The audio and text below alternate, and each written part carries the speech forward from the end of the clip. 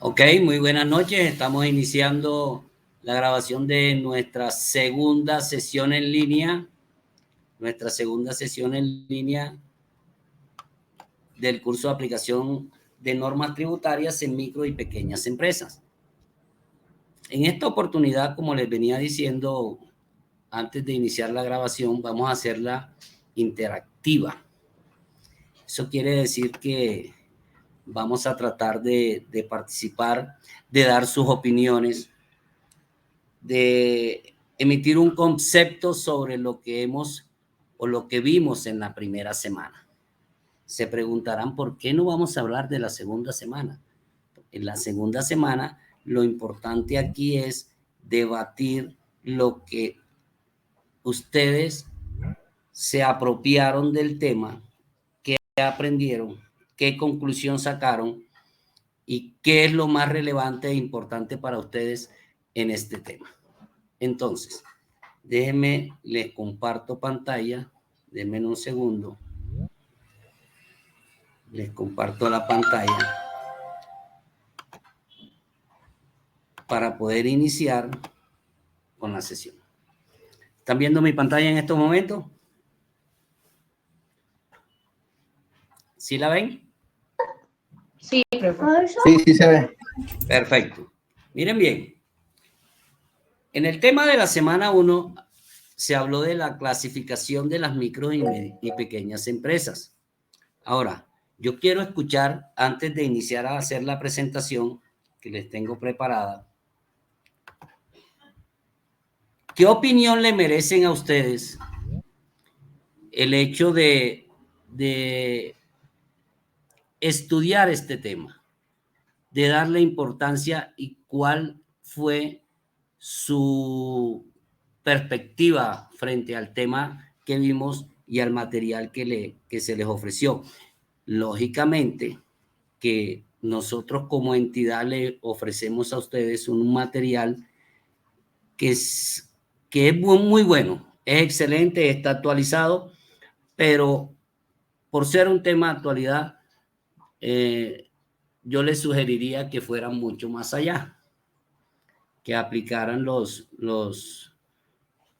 conocimientos y lo que están estudiando e ir un poquito más allá para enterarse de otras cosas.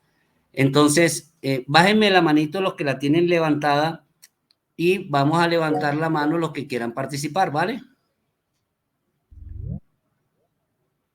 Los que quieran participar en este momento. Perfecto. En este momento va a levantar la mano el que quiera darme su opinión, cómo le pareció el tema, qué relevancia tuvo en su haber, qué aprendió, por qué, cómo. Perfecto, vámonos con Kenneth. ¿Puedes habilitar? Buenas noches, profesor. Muy buenas noches.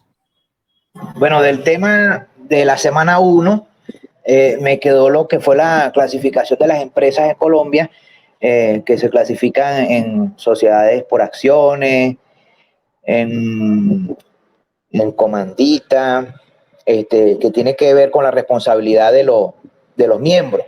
Hay unas que se pueden hacer a partir de dos personas en adelante.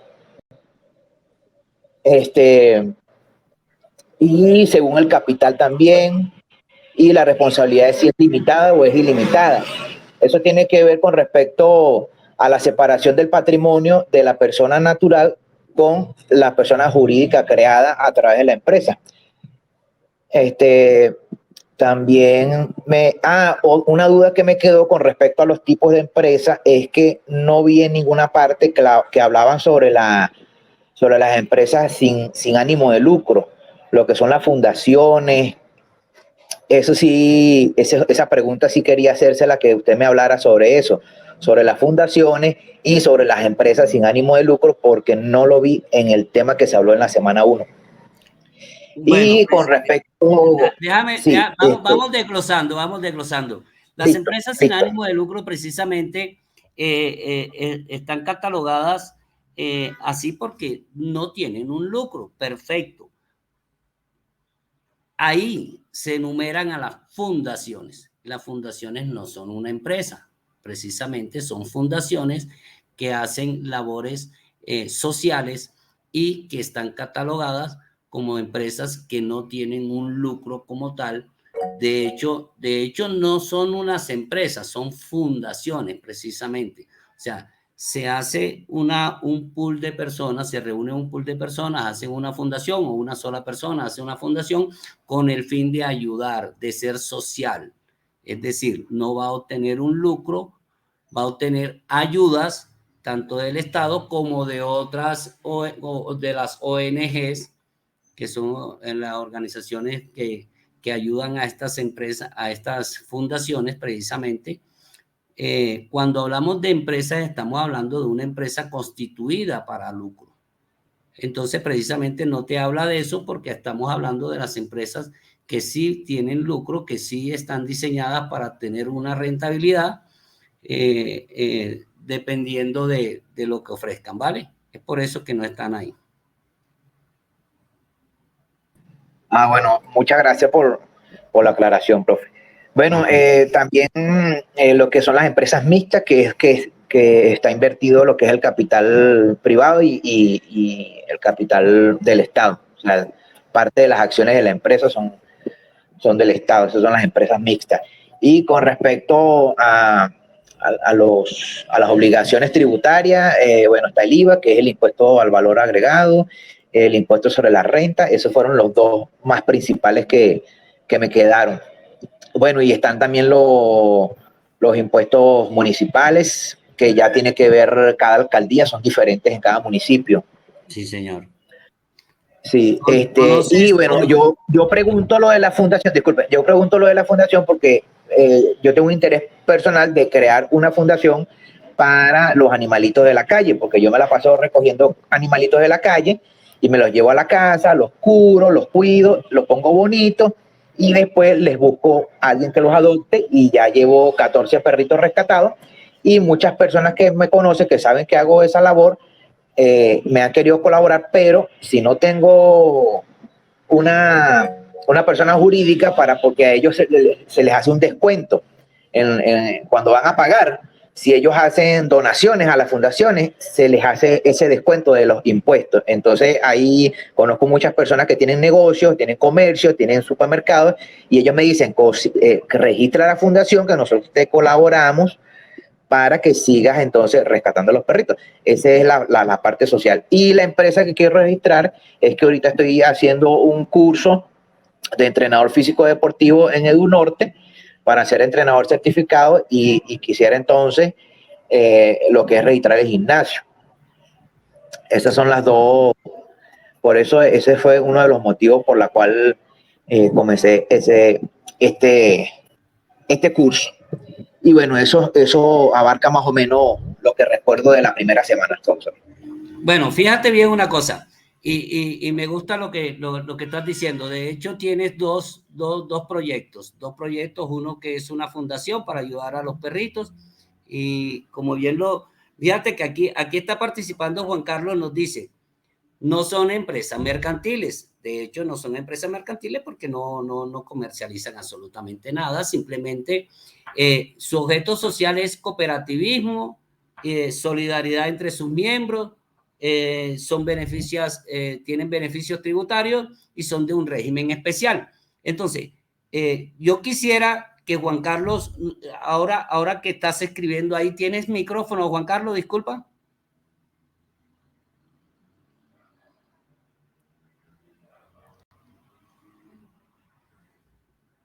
Juan Carlos. Buenas noches. Buenas noches, Juan Carlos. Ya que nos hiciste ese aporte tan interesante, yo quisiera que nos hablaras un poco de lo que nos estás comentando ahí. Sí, buenas noches a todos. Yo trabajo en una entidad que es sin ánimo de lucro. Trabajo en una cooperativa. Entonces, digamos que estas entidades se dedican el objeto social es cooperativismo y solidaridad entre los miembros que integran la entidad. No son empresas mercantiles y por eso pertenecen a la categoría de entidades sin ánimo de lucro. porque no tienen finalidad lucrativa en sí.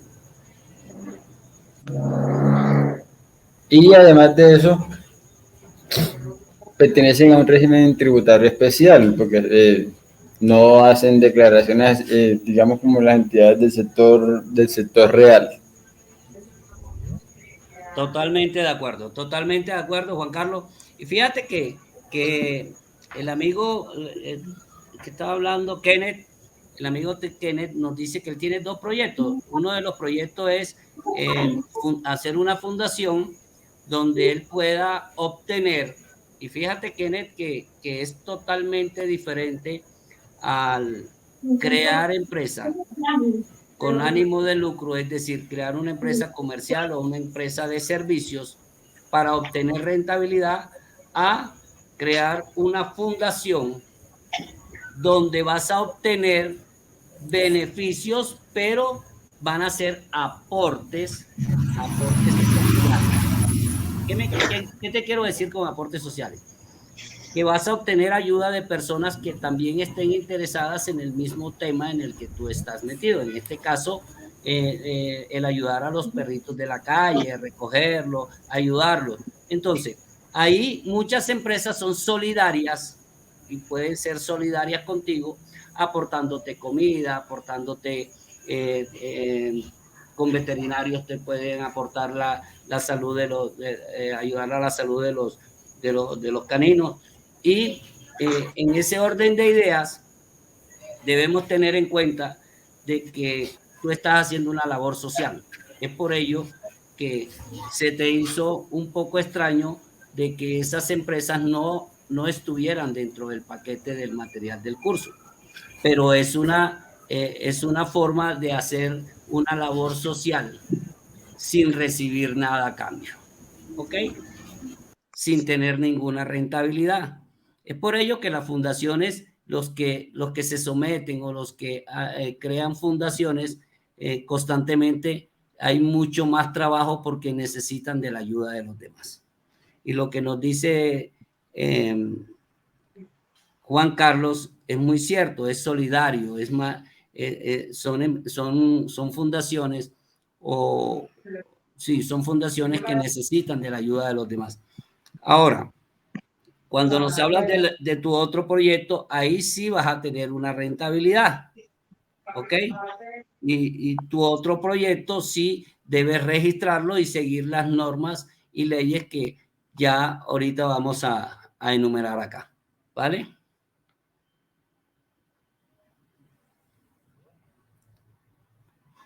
Vámonos con Eusebio, ¿qué nos tiene que decir? Bueno, buenas noches. Muy buenas noches. Bueno, haciendo pues una retroalimentación de lo que usted pues comenta, pues lo que quedó de la unidad 1 fue que digamos que se trató como que de actualizar pues en mi caso pues esa clasificación pues que existe de las empresas, ¿no? Sobre todo el tema pues de estas empresas las MIPYMES, las medianas pequeñas, las micro, las pequeñas y medianas empresas, obviamente establecidas pues en la ley 590 pues de julio del año 2000. Digamos que cuál es digamos la importancia de conocer esta clasificación de empresas, pues de pronto pues digamos que algunas empresas por su tamaño, algunas empresas por la clasificación y por el número de trabajadores, obviamente a través de la ley, pues de normas que han salido partiendo de la ley 1819 del año 2016. Obviamente algunas empresas tienen algunas excepciones tributarias, sobre todo pues el tema de seguridad social, sobre el tema de parafiscales, aquellas empresas pues que contratan empleados que generan salarios inferiores a 10 salarios mínimos legales vigentes. Obviamente tienen estas excepciones en cuanto a los aportes a seguridad social. Se le exonera el 8.5 de salud y se les exonera pues los aportes parafiscales, en este caso pues los aportes al SENA y los aportes al Instituto Colombiano de Bienestar Familiar. Entonces, digamos que esta es una de las importancias pues que tiene, una de las relevancias que se tiene uno conocer las empresas de acuerdo a esta clasificación, sí. Es decir, esa normativa, ¿cierto?, que fundamenta estas empresas, ¿no? También, pues, recordar digamos, cuáles son esos requisitos que se tienen al constituir una empresa. O sea, porque muchas personas a veces consideran de pronto crear una empresa y quizás pues no tienen en cuenta esos requisitos y cuáles son esas implicaciones fiscales que tienen estas empresas al momento de constituirse, ¿sí? Sabemos pues que la empresa obviamente debe estar registrada en la Cámara de Comercio, debe tener un registro mercantil, que debe inscribirse en el RUT, o sea, ante la DIAN, que debe expedir factura. Ya en estos momentos, pues el tema de la facturación electrónica, obviamente desde el momento en que se constituye como persona jurídica, ya está obligada a expedir este tipo de factura. Hoy facturas electrónicas que van de una vez sincronizadas pues con la DIAN. Obligadas a llevar contabilidad, obligadas a partir del 1 de agosto a llevar pues el tema del documento, el documento soporte. Es decir, cuando de pronto se presta un servicio o se le compra un servicio a aquellas personas que de pronto no están obligadas a facturar, a estas personas obviamente se les sigue exigiendo la cuenta de cobro, y en el momento en que llega esa cuenta de cobro pues a la organización, obviamente se tiene que legalizar a través del documento soporte. Entonces digamos que esa es lo que implica pues conocer la clasificación de las empresas de acuerdo a la ley, pues de acuerdo a esta clasificación de las MIPYMES, ¿cierto? Es importante pues que ellas están obligadas a todos los impuestos, ¿sí?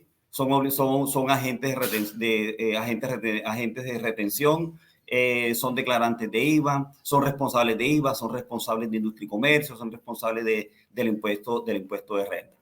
Y de pronto, pues, haciéndole una claridad también al compañero que hablaba ahorita de las fundaciones, obviamente, porque ellas no se clasifican aquí dentro de esta ley. Porque obviamente, pues, ya creo que lo dijeron por allá, lo corroboraron, de que estas empresas, ellas no tienen un lucro cesante, ¿sí?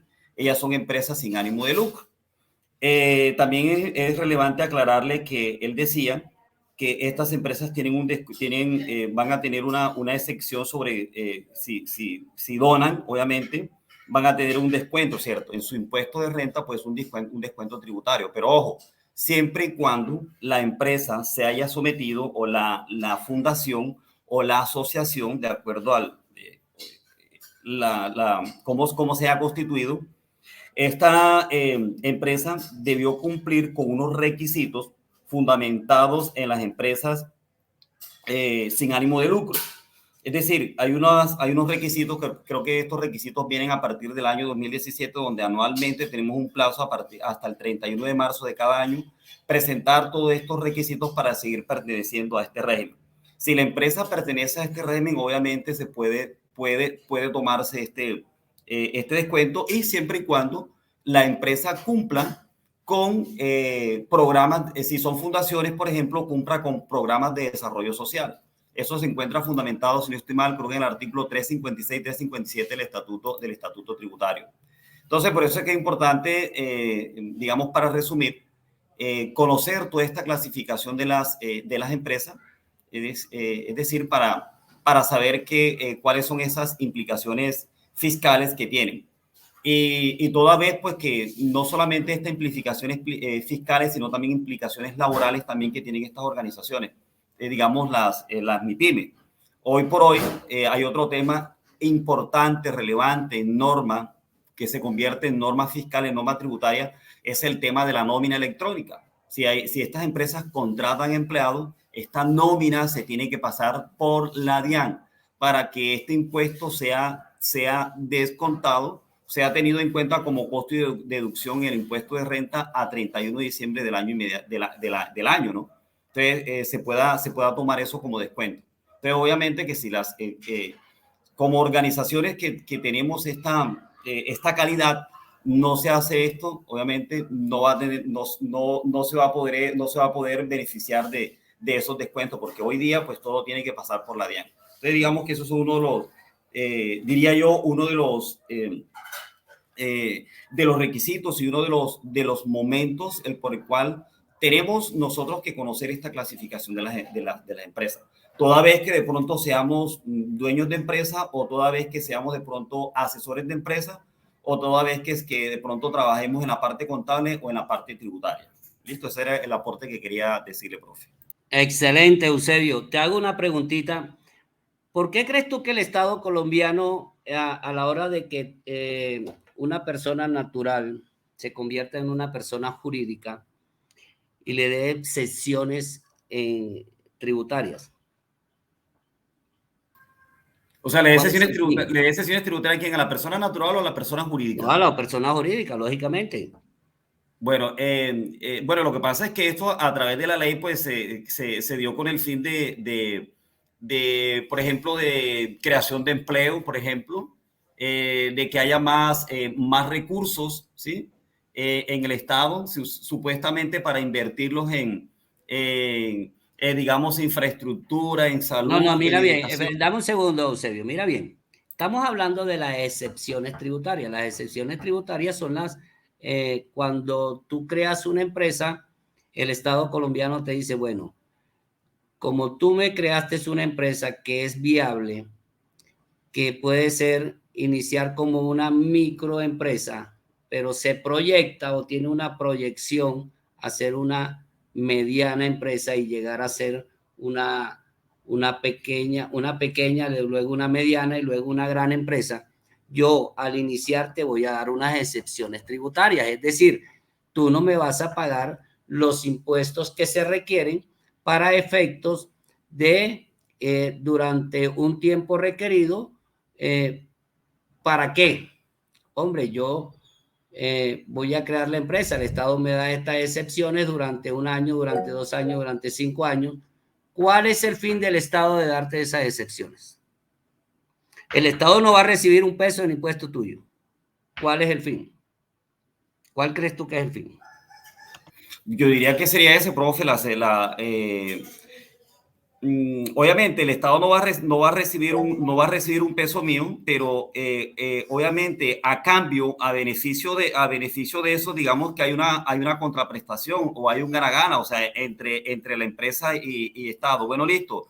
Yo te hago esta excepción, obviamente, pero tú me tienes que cumplir con esto, ¿cierto? Yo te hago esta excepción de impuestos, pero yo necesito que tú me generes empleo. Es decir, para reducir de pronto la tasa de desempleo en el país. Un ejemplo.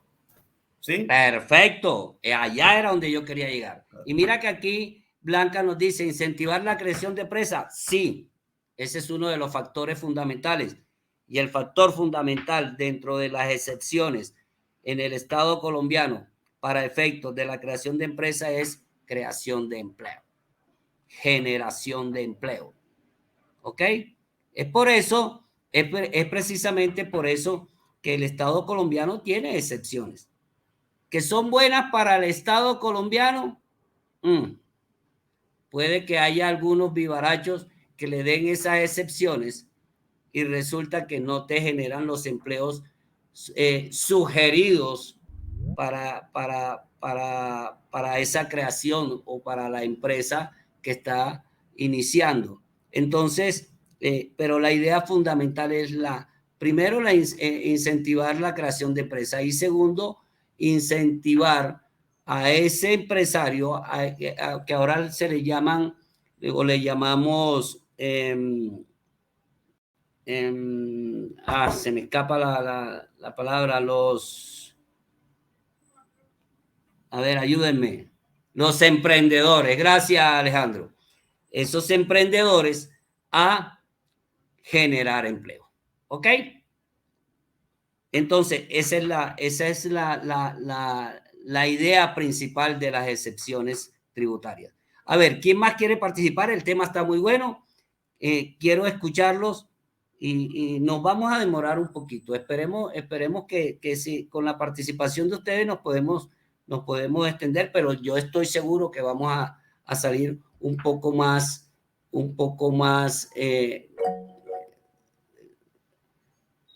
vámonos con Alejandro. Buenas noches, profesor, ¿me escucha? Sí, señor. Saludos, compañero. Bueno, lo que me ha gustado del curso es que por lo menos yo me estoy homologando con ustedes en lo que es la materia tributaria. Prácticamente esta era una de las actividades que yo hacía en Venezuela, que era lo que era constitución de empresas, y allá se lanzó un programa que es la promoción de pequeñas y medianas empresas. Y es igual, aquí el mismo procedimiento, lo que cambia son algunas cosas en las leyes, pero es prácticamente lo mismo. Y es con ese mismo fin, ¿no? Y lo que pude aprender acá es que tienen unos procedimientos bastante más modernizados, o sea, más activos, tienen mejores formas de llegarle al empresario para que lo haga, pues, tanto más que todo llevando la tecnología de la mano con los procesos. Y lo que sí veo en el curso es que sería bueno, no sé, a futuro colocar unos procesos o un flujograma de procesos, porque son actividades, lo que es la constitución de empresas, es un tipo de actividad bastante compleja porque amerita muchos requisitos. El aparato burocrático en todos lados para constituir empresas es bastante complicado. Y cuando nos enfocamos en la parte de la responsabilidad tributaria, es ¿qué hago yo después que constituyo una empresa? Constituí una empresa, uno se hace la pregunta, constituí una empresa y logré medir las consecuencias tributarias que podría acarrear haber constituido un tipo de empresa y no el otro tipo de empresa. ¿Qué beneficio o qué deberes y obligaciones tributarias voy a tener, tanto desde el punto de vista como contributivo para la nación, como el cumplimiento de ciertos deberes formales? Llamándole deberes formales al cumplimiento de algunos requisitos, como por ejemplo la factura electrónica. Ahorita creo que lanzaron algo llamado la resolución 085, y la inscripción de esa empresa en los distintos entes parafiscales, como es el SENA, la parte educativa, etcétera. Por ejemplo, el que se dedica al área de construcción, y tenga que inscribirse también, creo que ellos tienen un convenio también de eso, de unos aportes que realizan a ese gremio. Entonces es importante que nosotros tengamos eso claro, más que todo en los procesos, porque si yo constituyo una empresa, yo tengo que estar pendiente de que tengo que tener los libros contables, llevar la facturación electrónica, ¿sí o no? O dependiendo del tipo de empresa, el tamaño de la empresa, si es micro, si es mediana, y qué tipo de régimen impositivo me tocaría. Eso es lo más importante, porque a los efectos de que una persona constituye una empresa, empieza a operar, no sabe qué responsabilidades puede pasarle en un futuro corto, mediano o largo plazo, de que tenga una fiscalización, una revisión fiscal por parte de la DIAN, y entonces incurra en ciertas sanciones porque la desconocía. Y hay un principio que el desconocimiento de la ley no exime de su cumplimiento. Entonces, si yo no lo sabía o no lo indagué, no lo aprendí o nadie me lo dijo, pero si cometiste una falta, entonces te va igualito, tienes que pagar la multa. Entonces, este tipo de capacitación es importante porque uno le permite estar atento y prevenir ese tipo de situaciones. La normativa es prácticamente casi igual. Yo pensé que era algo diferente a Venezuela y lo único que cambia, bueno, son las tarifas, uno que otro procedimiento, uno que otro requisito, pero es bastante parecido. Creo que hay una unificación en eso, y en lo que se llama la promoción de la pequeña y mediana industria es importante para el país, más ahorita en esta situación en que está Colombia, que uno nota en la economía que hay como una desaceleración, lo que es la parte de la contratación de personal. Pero me parece excelente el curso. Alejandro, tocaste un tema que es importantísimo, y son los regímenes que tenemos aquí en Colombia, ya que tú vienes de Venezuela, pues exacto, conocimientos. Los regímenes. En Colombia tenemos dos regímenes. Está el régimen que antes se le conocía como el régimen simplificado, hoy día se le conoce como el régimen simple, y está el régimen común. ¿Qué notaste dentro del material del curso ¿Qué diferencia hay entre un régimen y otro? Bueno, lo que veo es el tipo de contribuyente a que está obligado a cumplir ciertas normativas en materia de deberes como tal. Es decir, por ejemplo, dependiendo del ingreso que tenga una persona, ya sea natural o una microempresa con una empresa más grande, cuál es el monto a cancelar o a qué régimen está obligado. Bien, igual que con la parte de facturación.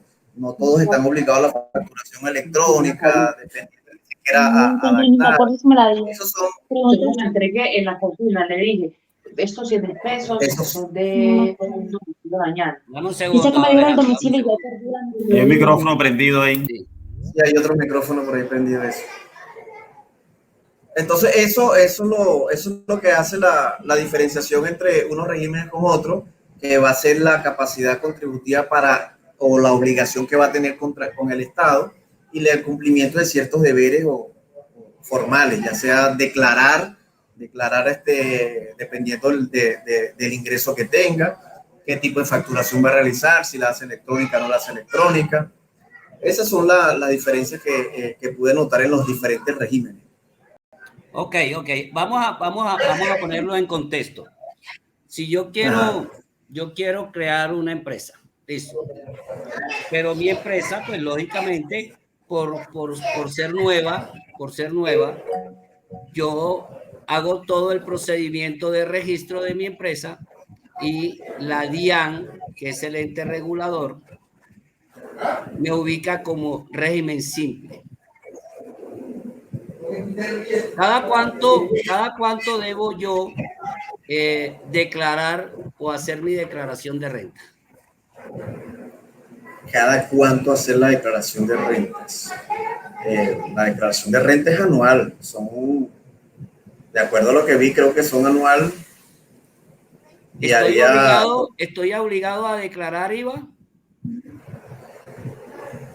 La simplificada no.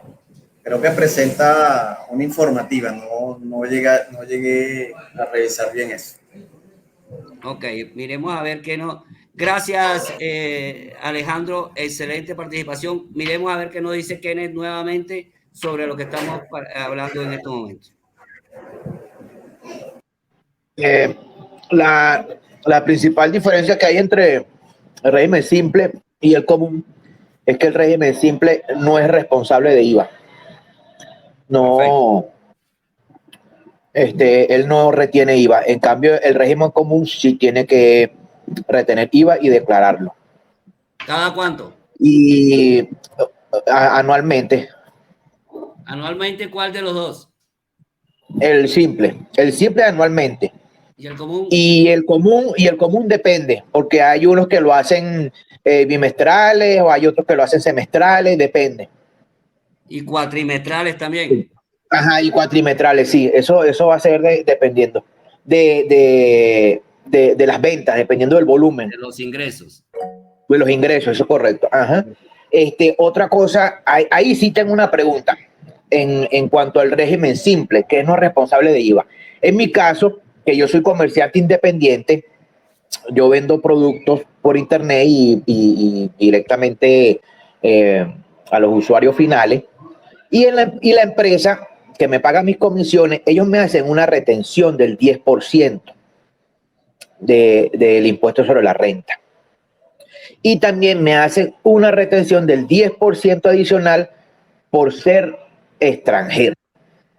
Yo tengo mi residencia y yo estoy cansado de mandarle a la empresa de que no tienen por qué hacerme retención como extranjero porque yo tengo residencia. ¿Tienes cédula colombiana o cédula extranjera? No, cédula no. El permiso de protección temporal. PPT. Sí.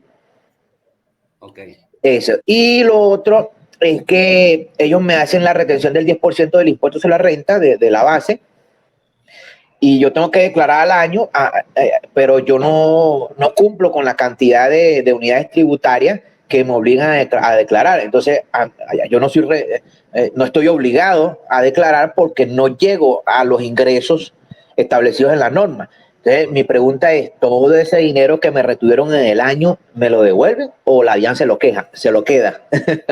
Disculpa, no te escuché. ¿Tú trabajas a título personal o tienes una empresa constituida? No. Yo trabajo como comerciante independiente y yo saqué mi RUT como no responsable de IVA. Precisamente tú Sí. en estos momentos, por lo menos la pregunta tuya es si te devuelven el dinero de la retención o si precisamente por no llegar al tope de hacer una declaración de renta, no puedes descontarte eso. Simplemente te hacen la retención y el que paga al Estado colombiano esa retención es quien te la hace, el agente retenedor. ¿Ok? Ajá. Pero tú, a título personal, no te devuelven ese dinero. Simplemente queda registrado. Mejor dicho, es más control para quien te hace la retención que para quien se la aplica.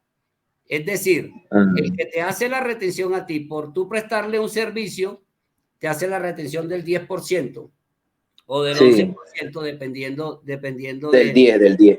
Sí. Exactamente, en este caso del 10%. Al que le hacen control tributario es a la persona que retiene, al agente retenedor.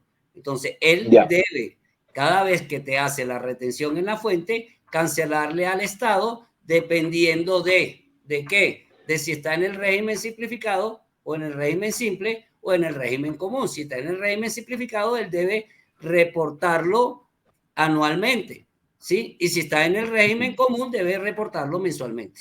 ¿Ok? Y pagarlo. Pero a ti como a título personal no te devuelven ese dinero. Ok. Perfecto. Muchas gracias, profe. Vámonos con Eusebio nuevamente. Vámonos por orden de los que levantan la manito. Ok, listo, bueno. Bueno, aquí pues escuchando a los compañeros, escuchando a Alejandro Villanueva, escuchando a Kenen Martínez. Yo pienso que, digamos que esta temática o estos encuentros, estos debates, pues yo pienso que aquí nos queda una reflexión, ¿no? La reflexión que nos queda aquí es que en el evento en que se constituye una empresa, obviamente tenemos que saber y tenemos que, si de pronto somos dueños de empresa o de pronto somos asesores, ¿sí? Establecer de que hay unos compromisos fiscales y que a esos compromisos fiscales pues hay que darle el estricto cumplimiento pues ante el Estado colombiano, en este caso pues ante la Dirección de Impuestos y Aduanas Nacionales, pues que la entidad encargada de controlar todo el manejo de los impuestos en Colombia, ¿no? O sea, yo pienso que esa es la reflexión que nos queda, no sé, el interrogante que nos queda, ¿cierto? Desde el momento en que te constituyas como empresa, obviamente sabes que tienes unas responsabilidades, independientemente que estés constituido como persona natural e independientemente que estés constituido como persona jurídica. Entonces ya sabemos que si estás constituido como persona jurídica, desde el momento en que te constituyes como persona jurídica, ya eres responsable de IVA, ¿cierto? Independientemente, pues que si el producto o el servicio que venda sea grabado o no grabado, obviamente vas a tener esa responsabilidad ante la DIAN. Listo. También es pertinente aclarar, es decir, que son dos regímenes que hay, ¿cierto? Que es lo que anteriormente se conocía como el régimen simplificado, que hoy es no responsable de IVA. No y obviamente el régimen simple, que son los responsables de IVA. Ojo, hay digamos, otra clasificación que dio la DIAN, que es el régimen de tributación simple. Ese régimen de tributación simple, es decir, hay que cumplir unos beneficios, no recuerdo exactamente ahora cuáles son esos, digamos, esos topes, esos beneficios, o sea, a partir de unas VT en los ingresos para cumplir con esos beneficios. Es decir, donde en un solo formulario vas a declarar todos esos, todos esos impuestos, ¿cierto? De manera anticipada. Y a fin de año, obviamente, haces digamos, como una conciliación entre eso que pagaste anticipadamente y obviamente pues para cumplir pues con todo ese tope, pero hay ciertos requisitos para cumplir que exactamente pues no los tengo aquí presentes en estos momentos. Ahí los tienes en pantalla, los puedes ver. Listo, aquí está. Entonces, el régimen de tributación simple, entonces es un sistema para el pago de diferentes impuestos, o sea, ahí se paga el IVA, se paga el industria y comercio, se paga el impuesto de renta, creo que son esos 3 impuestos, ¿cierto, profe? Creo que se pagan ahí, ¿cierto? Sí, incluye el IVA también. Exactamente, el IVA y industria y comercio y renta, ¿cierto? Aquí los tenemos. Con un solo recibo anticipas el pago hasta de 6 impuestos, IVA, impuesto unificado de renta, impuesto nacional al consumo, industria y comercio, aviso de tasa bomberil, ¿cierto? Cabe anotar que dentro de esos impuestos se encuentran impuestos nacionales e impuestos distritales. Ok. O impuestos locales, como se les llama, que es el industria y comercio, aviso de tabero y sobretasa bomberil. Entonces, fíjate que es un tema tan interesante y tan extenso, que nos estamos dando cuenta. Y fíjate que todo lo que estamos viendo ahora, todo lo que estamos aprendiendo ahora, dentro de una semana, dentro de 15 días, dentro de no sé cuándo, cuando se apruebe la nueva reforma tributaria, es posible que ya no lo tengamos. Volver a leer. Sí, claro. Hay que volver a apropiarse de la información, hay que ver qué cambios tuvieron, hay que ver qué pasó, porque ya los impuestos van a cambiar. De hecho, es un tema muy espinoso. Hay muchos puntos dentro de la nueva reforma tributaria que están. La reforma que se viene. La reforma que se viene, que están en debate y son temas espinosos. Entonces toca volver a leer, volver a apropiarse de la información, volver esta es una carrera de nunca acabar. Y no obstante eso, profe, que también se viene la reforma laboral que también implica en la reforma tributaria. Totalmente. Toda reforma que se haga que afecte a la sociedad, automáticamente nosotros como profesionales debemos estar al tanto de todo eso. Sí. Me fascina las intervenciones que han hecho. Gracias. Profe, me disculpa, también quería pues comentar algo ahí hablaban sobre el cobro, el cobro del IVA, ¿cierto? Entonces es importante pues que acá pues también se sepa y se conozca de que existen 2 momentos en el IVA, ¿cierto? Que hay un IVA generado, que hay un IVA que es descontable. Obviamente que este IVA generado generalmente se da en el momento en la venta, ¿cierto? Es decir, lo que se le llama el pago o abono en cuenta. Exactamente, el pago o abono en cuenta, exactamente. Entonces, en el momento en que obviamente yo compro, usted me vende, obviamente, ahí yo estoy pagando ese IVA, ¿cierto? Entonces, obviamente, ¿quién es el responsable de declarar ese IVA? Obviamente, el vendedor, ¿cierto?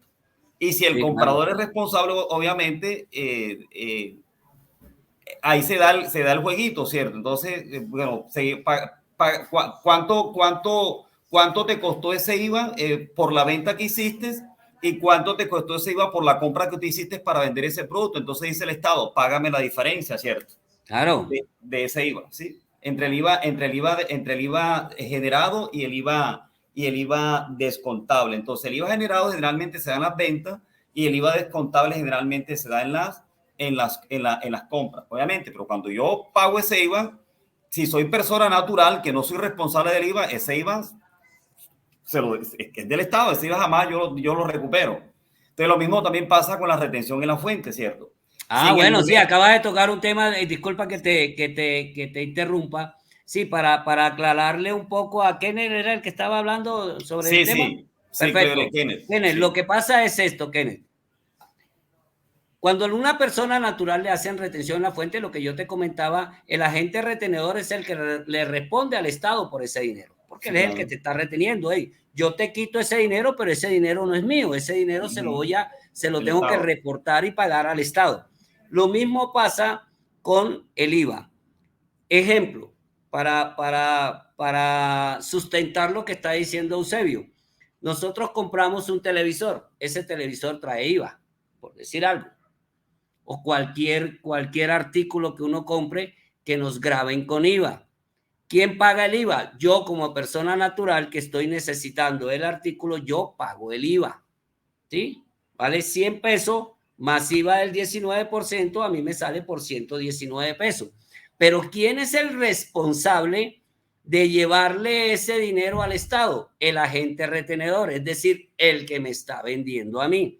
Yo no, yo simplemente digo, bueno, ya me cobraron el IVA, yo pagué mi impuesto. O sea, como ciudadano, yo estoy pagando los impuestos correspondientes a la compra de un artículo. Pero el responsable de cancelar ese IVA se llama el agente retenedor, es decir, el que me está vendiendo. ¿A eso te refieres, Eusebio? Sí, señor, exactamente. Y también es importante aclarar pues que ese impuesto generalmente recae sobre el consumidor final. Perfecto, es que siempre va a recaer sobre el consumidor final. O sea, si lo vemos desde el punto de vista de producción de comercialización, siempre va a recaer sobre el consumidor final. La empresa simplemente lo que lo hace es recaudarlo. Y de hecho, el agente retenedor, por eso se llama agente retenedor, es el único que tiene que el Estado le da la facultad para que recoja o cobre esos impuestos de forma anticipada y se los pague al Estado. De hecho, la retención en la fuente se le conoce así, con ese nombre, pero eso no es más que un anticipo de renta. ¿Ok? La retención en la fuente es un anticipo de renta. El IVA es un impuesto. Si lo vemos, pónganlo en contexto. Miren los nombres. A mí me gusta mucho esta parte, ya es más contable que otra cosa. Y me fascina porque yo siempre cuando estoy enseñando contabilidad le digo a mis aprendices que en contabilidad las cuentas se llaman como se deben llamar. Y si tú lo ves o ustedes lo ven, la retención en la fuente, ¿cómo se llama? Retención en la fuente. ¿Y qué se cancela anualmente? Hombre, el impuesto de renta. ¿Ok? Eso no es un impuesto. La retención en la fuente no es un impuesto. Es un impuesto o mírenlo desde el punto de vista de que es un impuesto para el consumidor final, pero para el agente retenedor es un anticipo de la renta, del pago de su renta, de la declaración de renta. Entonces, es por eso que encontramos en el plan único de cuenta de que la cuenta se llama anticipo de renta, ¿sí? Ya no se llama retención en la fuente, se llama anticipo de renta.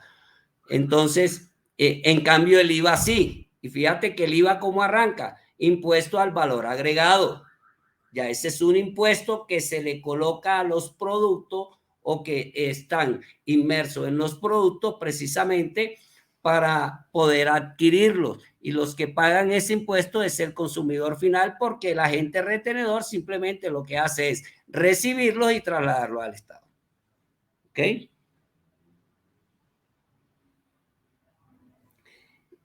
Exacto, Eusebio, sí. O sea, ese es de renta. Ahora, también tenemos desde hace algunos años la retención de IVA y el RTICA, pero ya eso sí es meternos mucho más allá porque los únicos que están facultados para hacer retención de IVA y retención de ICA son los grandes contribuyentes.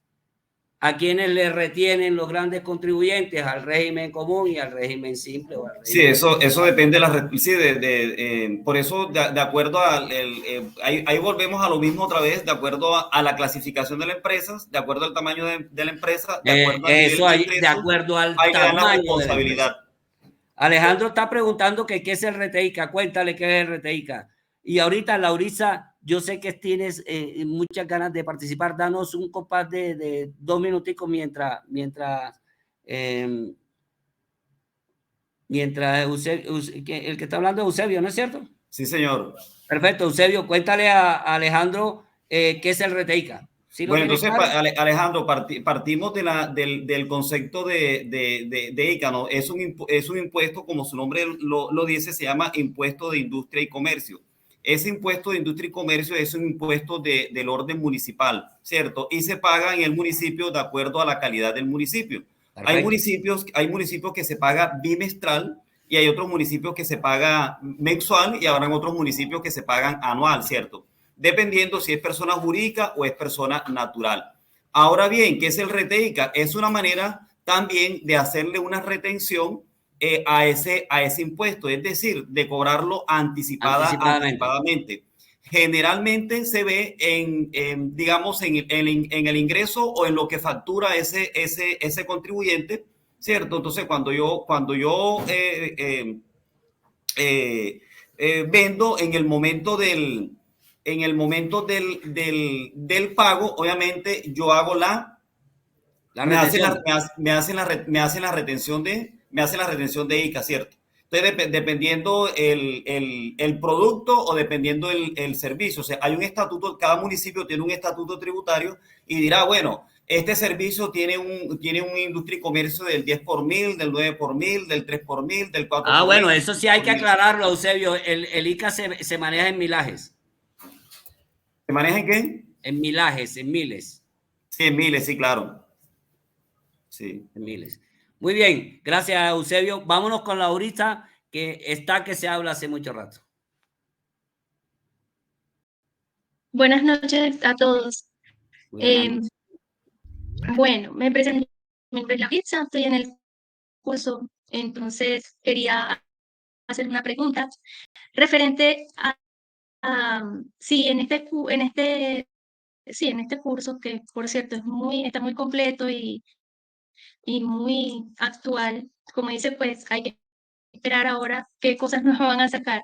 Pero entre las cosas que he visto de un tiempito para acá, yo quería saber si acá se va a hablar acerca del documento soporte y de esa nueva ley, de ese nuevo decreto 085.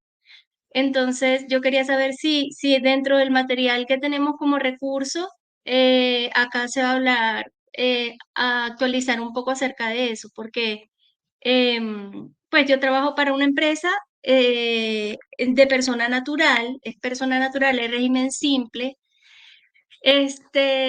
y esa es la razón por la que estoy aquí, porque pues estoy un poquito así como desconectada de lo que es tributo y todo eso, pero sí con la parte de facturación electrónica y todo eso, sí estoy como al día. Pero con el documento soporte y eso, sí también estoy como un poquito así, que necesito orientación. Entonces quería saber si aquí se va a tocar ese tema. Gracias. Gracias a ti, Laurisa. Te voy a comentar una cosita. Este curso básicamente es de impuestos, tributaria. Básicamente tributaria. Muy probablemente lo que tú nos quieres decir es sobre los documentos soporte que se necesitan para llevar a cabo una transacción comercial o los documentos soporte que se necesitan para ciertas evidencias que se deben dejar dentro del proceso contable o dentro del proceso administrativo o dentro del proceso comercial. Yo te recomiendo, escúchame bien, no que sigas en el curso y que tomes a su vez un curso que nosotros tenemos que es excelente, se llama Contabilidad en las Organizaciones. Ahí hablamos todo lo relacionado con los documentos soporte. Ahora, si necesitas una asesoría sobre documentos soporte, con mucho gusto yo te colaboro. Me llamas, me dices qué necesitas saber y yo con mucho gusto te lo digo, ¿vale? Bueno, listo. Muchas gracias, profe, porque pues, cuando hablo del documento soporte me refiero al que ahora hay que cargar en la página de la DIAN. O sea, que era aquello que era la cuenta de cobro, ¿sí? Sí. Y ahora entonces esa cuenta de cobro hay que reportarla. A eso me refiero. Exactamente. Bueno, hablando para ese efecto, Alejandro ahorita muy bien nos comentaba de que para efectos de tener o de aplicar un descuento en la declaración de renta, había que reportar a la DIAN cada uno de las variables que se necesitan para acceder a esos descuentos. Ejemplo, la nómina, ¿ok? Entonces, sí. Dentro del curso vamos a hablar básicamente de los tributos que deben tener cada empresa ya sea pequeña o microempresa, para efectos de qué impuestos debe cancelar. Pero en cuanto a soportes, en estos momentos no está la información. De todas maneras, recuerda lo que yo les dije al principio. Si yo tengo una información que me va a llevar a otra y yo quiero aprender, lo más sensato para mí, que yo quiero aprender porque yo lo hago. Yo en estos momentos yo soy aprendiz del SENA, ya estoy terminando una tecnología, de hecho la termino en 10 días. Y lo importante de querer uno conseguir y aprender es la investigación. ¿Ok? Entonces, investigar, ir un poquito Sí, más señor. allá, estoy seguro que no te va a quitar mucho tiempo, pero te vas a aprender mucho. ¿Vale? Listo. Muchas gracias. Dale, Laurisa. ¿Quién más quiere participar? Quiero escuchar otros. A ver, ¿quién tiene algo más que decir? Estoy seguro que están muy contentos porque la información que se ha dado en estos momentos es excelente. Vamos a mirar una cosita, ya que no tenemos manitos levantadas. Yo les tengo aquí, a ver si lo ven, esto que habla de la clasificación de las micro, medianas y pequeñas empresas. Bueno, aquí ya tenemos el concepto, que ya ustedes saben que es de 1 a 10 trabajadores para las microempresas, y para las pequeñas empresas de 11 a 50 trabajadores. Pero yo quiero mostrarles algo. Aquí estos 17 puntos, vamos a ponerlo, si lo pongo así, ¿lo ven mejor? Sí, profe, se ve mejor. Perfecto. Señor, sí. Ahí se ve mejor. Yo quiero de esos 17 puntos concentrarme en unos que son súper importantes. Miremos, a ver.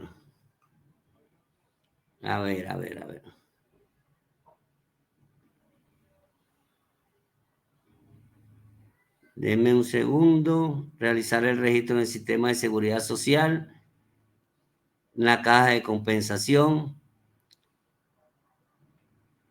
¿Cuál es? Bueno, miremos, vamos a cogerlo aleatoriamente. El punto 12. ¿Qué opinan del punto 12? En el caso de que yo sé, porque lo he leído, hay muchos que tienen emprendimientos. Unos que lo tienen, unos que ya están en proceso, otros que ya están en el mercado, pero todavía no están registrados, no se han legalizado, simplemente es un emprendimiento por las redes sociales. 12.12. Inscribir la compañía ante una administradora de riesgos profesionales. ¿Por qué? ¿Para qué? A ver, ¿quién me dice? Profesor, buenas. ¿Cómo está Natalie? Buenas.